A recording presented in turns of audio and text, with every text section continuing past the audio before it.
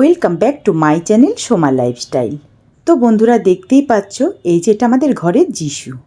আর এইবারে তোমাদের আমি শেয়ার করব আমি বড়দিনে আমার ঘরটা কিভাবে সাজিয়েছিলাম।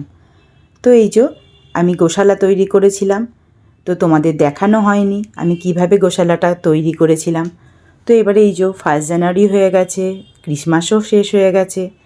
তো আমি ভাবলাম একটু এবারে এগুলো তো তুলে ফেলতে হবে, তো তোমাদের কাছে শেয়ার করি। তো দেখো আমার গোশালাটা কেমন হয়েছে। আর আমি ঘরটা এইভাবেই সাজিয়েছিলাম।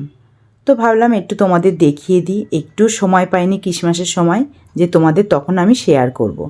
তো এবার এগুলো খুলে ফেলতে হবে আমাকে, তাই তোমাদের কাছে একটু শেয়ার করে দিলাম। তো এই যে এইটাই হলো আমাদের ঘরের মামারিয়া। এই যে মামারিয়াটাকেও এভাবেই আমি সাজিয়ে রাখি সব সময়ের জন্য। আর এটা হলো শিশু যিশু। এই শিশু যিশুটাকে এই যে আমি এইভাবে রেখেছি, এবারে তুলে সুন্দর করে যত্ন করে আবার রেখে দেব, কারণ আবার এই বছরের শেষেই আমাদের আবার সুন্দর করে এইভাবেই ঘরটাকে সাজাতে হবে। তো এবারে এই যে আমার ঘরটা তোমাদের দেখাই আমি ঘরটাকে কিভাবে সাজিয়েছি। তো এই যে ড্রেসিং টেবিলের সামনে এই যে যিশু মামারিয়া জোসেফকে আমি এইভাবে সুন্দর করে রেখেছি, আর আমার ঘরটাও আমি এইভাবেই সাজিয়েছিলাম।